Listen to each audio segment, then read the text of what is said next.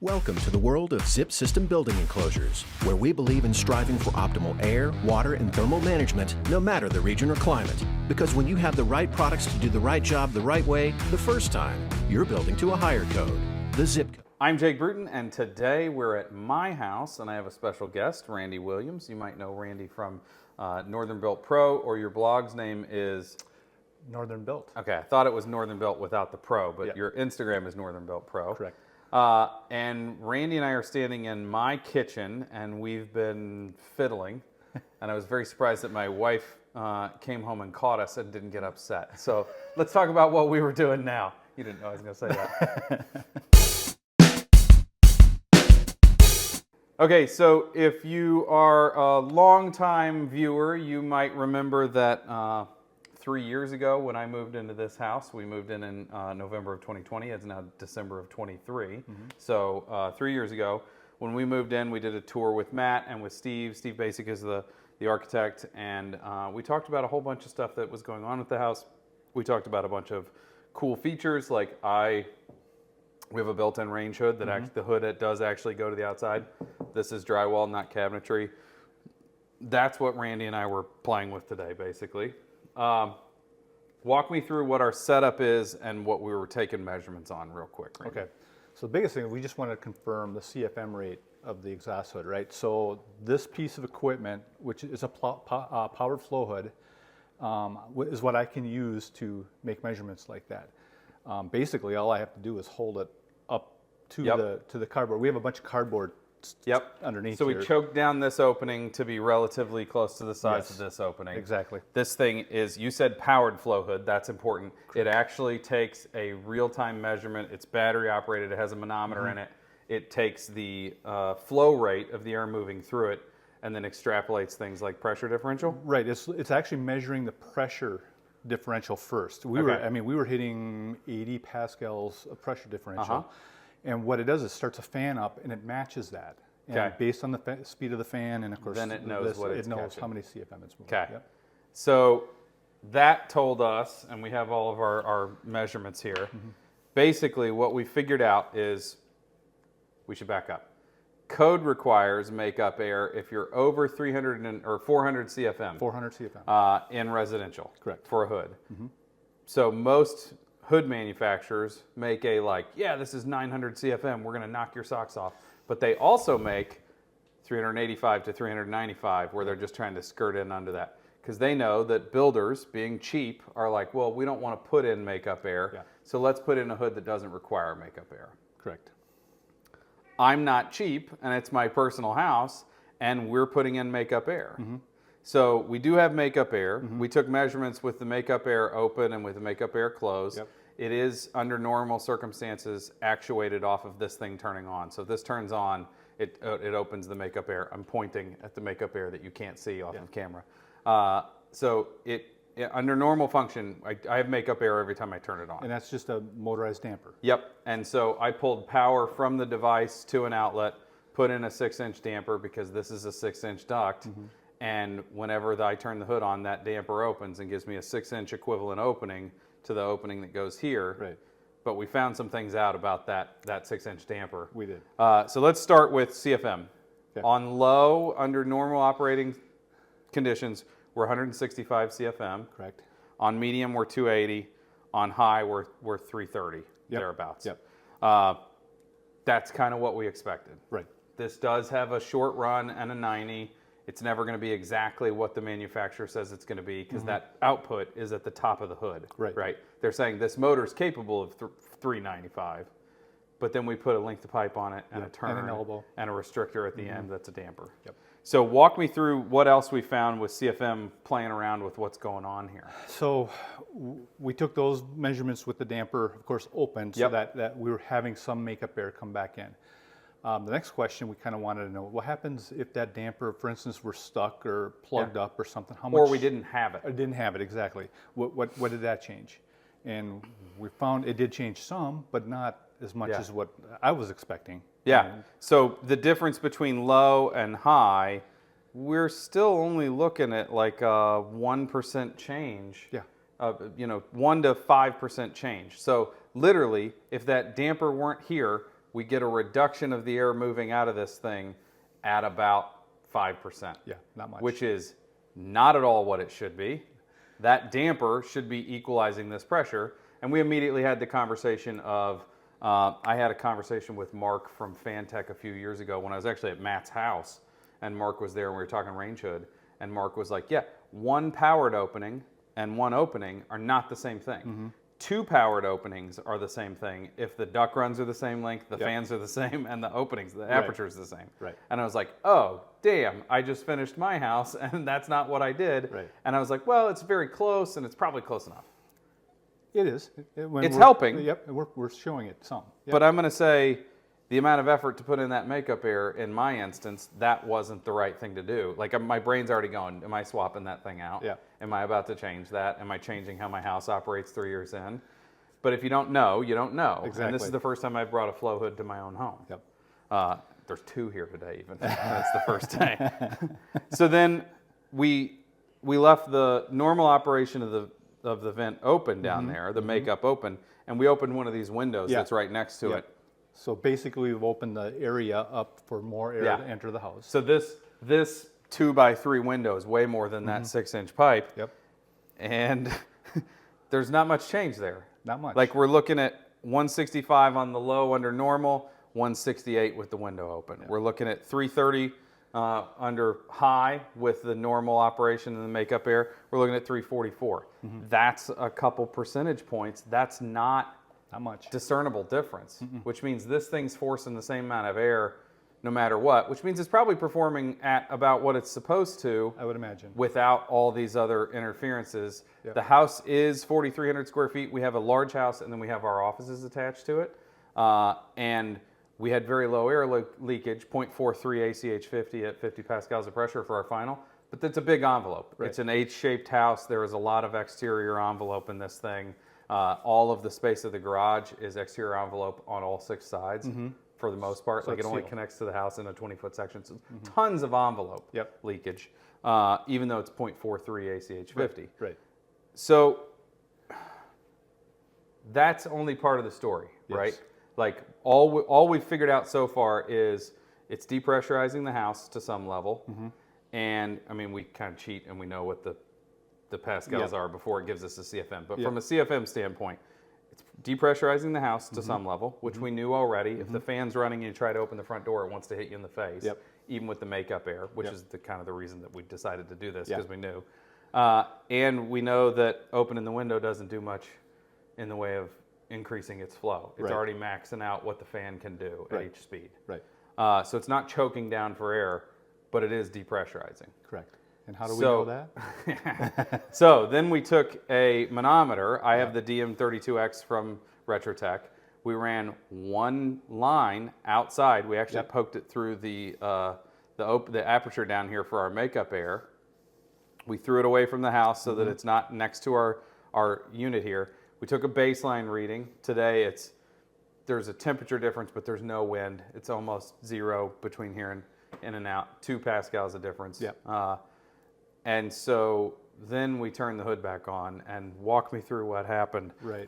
Do we have we have our notes. So on low fan speed, we're hitting a Pascal of about -12. You know, Okay. I mean, that's something, but it's not. I'm not worried about that. It's no problem. In your house, I'm not worried. Sure. Turn it we'll up. come back to why that in your house statement matters in a second. Yep. The middle speed, we're at 28 pascals. Yep. But then at high, we're at 41 pascals negative. Yeah. So that's darn close to a blower door. almost, yes. Yeah. We're very close. Yeah. Now, we make the comment that a blower door in most homes is at 50 pascals of pressure. We're not going to hurt the envelope. We're not going to tear pictures off the wall. It's just a small enough test pressure that we don't harm anything, but it's enough to get a manometer reading. And over the wind, if there's a wind. And over say a 15 mile per hour wind or something like that. Yep. Now, Randy has multiple careers in his home market, and you do a lot of home inspections for this type of thing, or you have in the past. Yes. And one of the things that I do when I do a blower door test on an existing home is I will pull my keys out of my pocket and go put them on the water heater when I turn the combustion water heater off. Yeah, I do the same thing. And the reason I do that is so I don't forget to turn the water heater back on. I can't leave the house without my keys, so I'll turn the water heater back on. Well, why do we turn the water heater off when we do the blower door test? So that it cannot start, and we're not backdrafting or pulling those burnt fuels back into the house where we have a carbon monoxide or other. So we're talking about like a direct vent appliance where you can picture it, that water heater with that gap between the pipe and the water heater, where it's caused that temperature difference is causing the gases to rush out. Some furnaces operated the same way for a long time. The furnaces have been more replaced, and they don't make them hardly anymore. Correct. But they're still making direct vent water heaters for some reason, and available in lots of market. I bet we could go to Home Depot and come buy one today. Sure we could. So it's not sealed combustion. It's not PVC, so that's one way to know that you don't have a direct vent. If it's PVC, it's not a direct vent. It's power venting, and it's getting all that out, and it can't come back into the house. But those direct vent appliances, we turn those off when we do a blower door test at 50 pascals of pressure. Right. And this range hood is doing 40 pascals of pressure, which is not there, but almost. It is. And that's a safety concern if you have a direct vent water heater in the building. So, but at what pascal is that a concern for? So the combustion appliance zone is what that test is referred to. So we're looking at that zone where that water heater hits. We don't want to see that drop below -5 pascals in that neighborhood. At that point is where we're worried a little bit that there could be some spillage. It could Things could backdraft. Some stuff coming back. If it gets much more than that, we should be supplying that area that water heater is with some kind of a combustion vent. And we're at 41 pascals. Now, thankfully, you don't have any combustion appliances in this house, and that's why we said we weren't worried about this. I did have a conversation with Gary Nelson, who was the founder of Minneapolis Blower Door, about house pressures. And he said, you know what, I'm really not worried about even 50 pascals for a short amount of time. You don't run this isn't on all the time. It's on just when you're cooking. Whatever it's going to backdraft, you're also going to let the dog out in that time. So you're also getting fresh air from somewhere else or whatever. Exactly. Yeah. So short amount of time, I'm not concerned. But you're making chicken stock on low all day, and you're running 12 pascals for the entire day, and you're making chicken stock because everybody in the house is sick, and you don't have dogs, and nobody leaves, and now we have a completely different story. Possibly. You know. Especially if you don't have an all-electric house or something that. So conveniently for us, when we build in rural markets in Missouri or through the Kansas City office, those are markets where natural gas isn't easily to come by. It's not readily available. You're having to pay for a propane tank. Most times you have to rent that tank. Clients want it buried.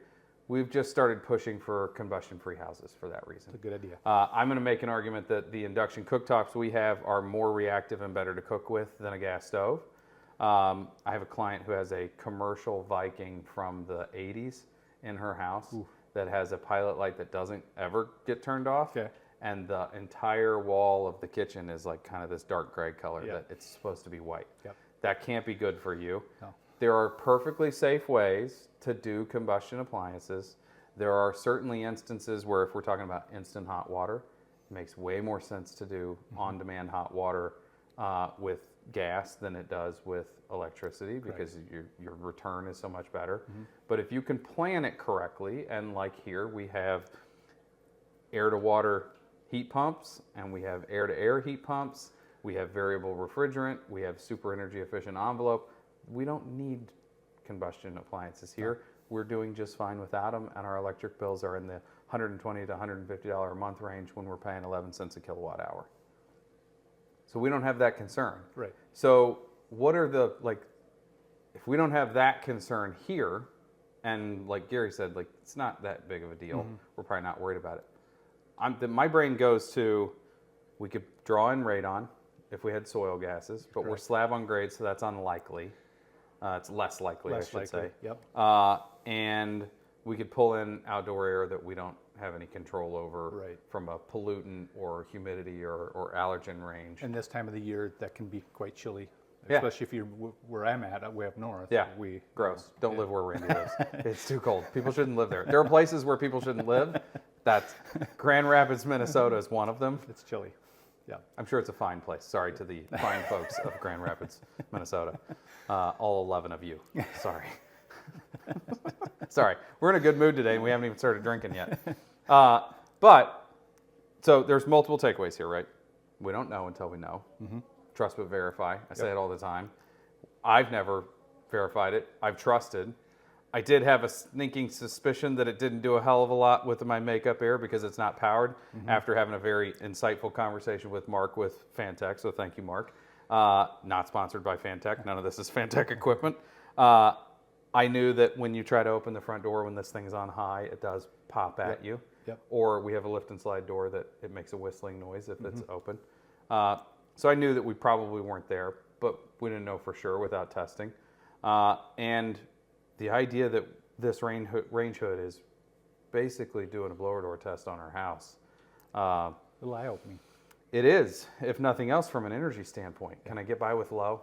Do I have to turn it on high? Exactly. Like I'm drawing a lot of cold air in or a lot of hot air in at different times of the year. Just because I wasn't paying attention. And because we had the flow hood and the DM32X here today, it's easy to just go, I wonder, let's see. Why not? Okay. The other thing that I'm kind of thinking of is you don't have your CFM rate for the blower door I had to test. find it, but you said that you were at 0.43. So that's a very tight house. 50. Yeah.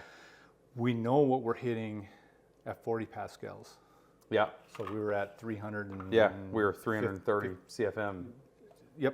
So we can kind of extrapolate that out. I'm going to guess that you're under 500 CFM for your total leakage. So we can kind of figure that out. Anyways. Interesting piece of equipment. Piece of information. So, welcome to Nerdville. This is as dorky as it gets ever on our channel. I want to say thank you to Randy. You should follow Randy's blog. It's quite good. You should follow Randy on Instagram. Randy writes regularly for Fine Home Building and JLC as well, and GBA, Green Building Advisor. So spread the love around. What else, Randy? Where else do they find you? Is that all of it? Pretty much it. Okay. Randy's on YouTube as well. I am. Check out his YouTube as well. And if you don't have the equipment to figure it out, you got to have the equipment to figure it out. Like, I didn't know until I brought. And there's people out there that has this equipment. There's somebody in your market that has one, or somebody close that's willing to charge for it. Let them do it and figure it out. Figure it out before you turn over a new home to clients, and then you know that you haven't done something like backdraft compliance. Exactly. Or cause a potential backdraft. Right. It's a long way of saying thanks for watching. Don't forget to subscribe to the newsletter. There's 2 emails a week. Don't forget to check out the Unbuild It podcast. That's Steve Basic, Peter Yost, and myself talking building business, building science, all those sorts of things. Good stuff. Follow me on Instagram, and thanks for watching. Have a good day.